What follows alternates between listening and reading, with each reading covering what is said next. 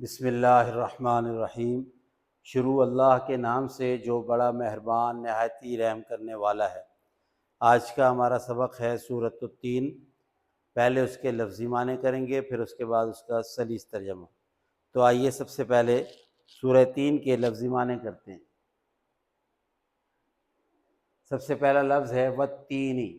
یہاں پہ واو جو ہے تین جگہ آیا ہے اور تینوں جگہ چار جگہ ایک دو تین اور چار، چاروں جگہ پہ یہاں واو قسمیہ ہے۔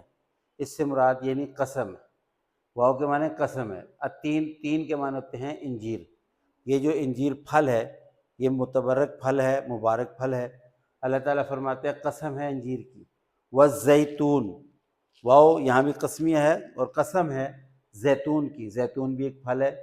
وطور سینین، واو کا معنی قسم ہے طور سینا کی۔ طور سینا پہاڑ کا نام ہے جہاں حضرت عیسیٰ علیہ السلام اللہ سے ہم کلام ہوتے تھے۔ وَهَذَا الْبَلَدِ الْأَمِينَ، واو کے معنی قسم ہے، ہذا کا مطلب اس یا یہ، بلد امین امن والا شہر، سلامتی والا شہر، مراد اس سے مکہ اور مدینہ ہے۔ یہ چار قسمیں کھائی ہیں، قسم ہے انجیر کی، قسم ہے زیتون کی، قسم ہے طور سینا کی، اور قسم ہے سلامتی والے شہر کی۔ لقد خلقنا، یہ جواب قسم۔ لقد کا معنی یقیناً، خلقنا، خلقنا کا مطلب ہم نے پیدا کیا، الانسان انسان کو، خلقنا ہم نے انسان کو پیدا کیا۔ فی کا مطلب میں، احسن کا معنی ہوتا ہے بہترین، یہ تفضیل کا صیغہ ہے، بہت ہی خوبصورت۔ تقویم کا مطلب ترکیب، سانچہ، ڈھانچہ۔ اس کے بعد آگے ثم کا مطلب پھر، رددناہ، رددنا کا مطلب ہم نے لٹایا، ہم نے پھیر دیا، ہم نے پہنچا دیا۔ ہو کا مطلب اسے یعنی انسان کو۔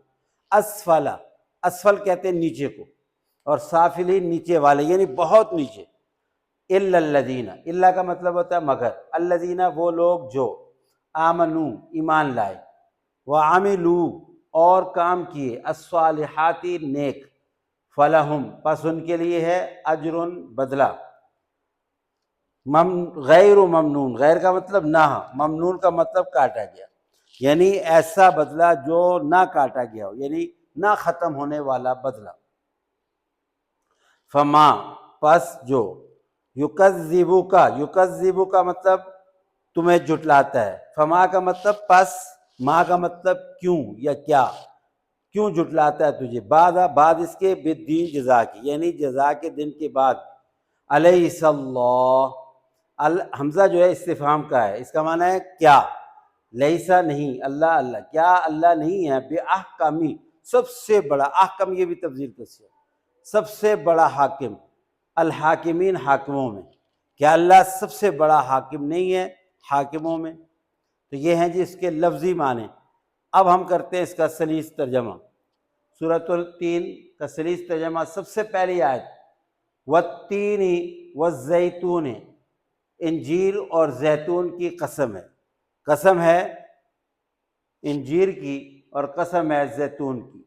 وطور سینین، اور قسم ہے طور سینا کی۔ وہذا البلد الامین، اور قسم ہے اس شہر یعنی مکہ کی جو امن والا ہے۔ اس کے بعد بے شک ہم نے، اب اس کے بعد اللہ تعالیٰ فرما رہے ہیں بے شک ہم نے انسان کو بڑے عمدہ انداز میں پیدا کیا۔ لقد خلقنا الانسان فی احسن تقویم، لقد خلقنا الانسان بے شک ہم نے انسان کو پیدا کیا، فی احسن تقویم عمدہ انداز میں، یعنی خوبصورت ڈھانچے میں، خوبصورت سانچے۔ ثم رددناہ اسفل سافلین، پھر ہم نے اسے سب سے نیچے پھینک دیا۔ الا الذین آمنوا وعملوا الصالحات فلہم اجر غیر ممنون، مگر جو ایمان لائے، نمبر ایک ایمان لائے، نمبر دو عملوا الصالحات نیک عمل کیے، فلہم اجر پس ان کے لیے اجر ہے، غیر ممنون نہ ختم ہونے والا، یعنی ان کے مرنے کے بعد ان کے نیک عملوں کا اجر و ثواب بھی ان کو ملتا رہتا ہے۔ اس کے بعد آگے جی، فما یکذبک بعد بالدین، پھر اس کے بعد آپ کو قیامت کے معاملے میں کون جھٹلا سکتا ہے؟ فما یکذبک، پس کون جھٹلا سکتا ہے آپ کو بعد بالدین، قیامت کے معاملے میں؟ پھر آخری آیت ہے جی، اللہ تعالیٰ فرماتے ہیں کیا اللہ سب حاکموں سے بڑا حاکم نہیں ہے؟ کیا اللہ تعالیٰ سارے حاکموں میں سب سے بڑا حاکم نہیں ہے؟ الیس اللہ باحکم الحاکمین، یہ ہے جی اس کا سلیس اردو ترجمہ۔ اس کی تفسیر میں امام قرطبی رحمۃ اللہ علیہ نے تفسیر قرطبی میں بہت ہی خوبصورت اور مختصر واقعہ لکھا ہے کہ خلیفہ ابو منصور کے ہاں ایک وزیر تھے جس کا نام تھا عیسیٰ ابن موسیٰ۔ انہوں نے ایک دفعہ اپنی بیوی کو چاند کی چاندنی میں بیٹھے ہوئے طلاق دے دی، اور یہ کہہ کر کے کہ اگر تمہیں 3 طلاق ہے اگر تم اس چاند سے زیادہ خوبصورت نہیں۔ تو وہ عورت پڑھی لکھی تھی، وہ کہنے لگی کہ جی آپ نے تو مجھے واضح طلاق دے دی، میں چاند سے زیادہ خوبصورت کیسے ہو سکتی؟ اور وہ اٹھ کے چلی گئی۔ اب یہاں وہ وزیر بہت پریشان ہو گئے، جا کر کے انہوں نے ابو منصور سے ذکر کیا، اپنے بادشاہ سے، خلیفہ سے، تو انہوں نے سارے علماء کو اکٹھا کر لیا، شہر کے جو بڑے بڑے مفتی تھے، علماء تھے، ان سے کہا کہ جی اس طرح سے ہمارے ایک وزیر نے اپنی بیوی کو الفاظ کہے ہیں، کیا اس سے طلاق ہو جاتی ہے؟ تو اکثر علماء نے کہا جی طلاق ہو جاتی ہے، کیونکہ چاند تو بہت خوبصورت ہے اور یہ تو واضح الفاظ استعمال کیے گئے ہیں۔ لیکن ایک امام ابو حنیفہ کے شاگرد بیٹھے ہوئے تھے، انہوں نے کہا کہ جی طلاق نہیں ہوئی ہے۔ انہوں نے کہا کہ جی آپ کے پاس کیا دلیل ہے؟ تو انہوں نے اعوذ باللہ بسم اللہ پڑھ کے یہ سورت پڑھنا شروع کی، فرمایا والتین والزیتون وطور سینین وہذا البلد الامین، اللہ نے یہ 4 قسمیں کھائی ہیں، اور یہ 4 قسمیں کھانے کے بعد اللہ نے کہا ہے لقد خلقنا الانسان فی احسن تقویم، کہ میں نے انسان کو خوبصورت سانچے، سب سے زیادہ خوبصورت انسان کو پیدا کیا ہے۔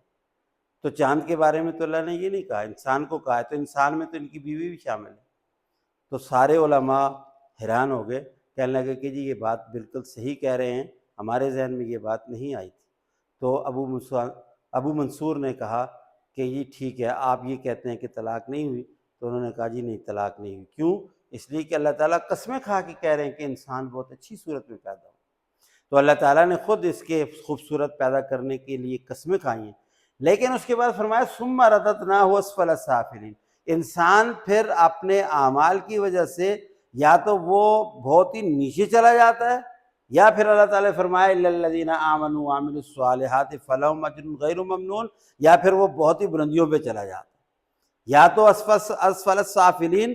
اس کی ایک تو ظاہری تشریح اور تفسیر یہ ہے کہ انسان اعمال بد کی وجہ سے وہ بہت ہی نیچے جہنم کی گہرائیوں میں چلا جاتا ہے، اور ایک یہ ہے کہ انسان اپنی زندگی میں بہت سارے معاملات کو جب پے کرتا ہے، معاملات کو اپنے دیکھتا ہے، سنتا ہے، اور اس کے بعد پھر زندگی کے دور اور ادوار گزارتا ہے، تو بہت ساری بہاریں اور بہت سارے خزاں جب دیکھتا ہے تو اس کی زندگی میں جو جوانی آتی ہے وہ چلی جاتی ہے، اور وہ ایسی چلی جاتی ہے کہ پھر بڑھاپے میں چلا جاتا ہے، اور بڑھاپے کی زندگی کو اسفل السافلین کہا گیا کہ وہ پھر وہ لوٹ کر کے جوانی نہیں آتی، وہ طاقت، وہ حسن، وہ شباب، وہ ظاہری اس کی قد و قامت وہ واپس نہیں لوٹتی۔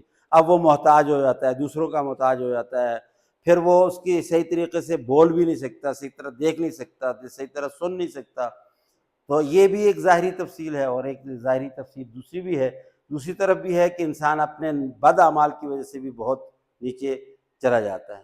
لیکن اللہ تعالیٰ نے فرمایا جو نیک عمل کرتے ہیں اور اللہ تعالیٰ پر ایمان رکھتے ہیں، تو پھر اللہ تعالیٰ ان کے لیے اللہ تعالیٰ نے فرمایا کہ فَلَهُمْ أَجْرٌ غَيْرُ مَمْنُونَ، پھر وہ اچھے حالات میں، بہت ہی اللہ تعالیٰ کی مہربانیوں میں، رحمتوں میں، برکتوں میں چلے جاتے ہیں۔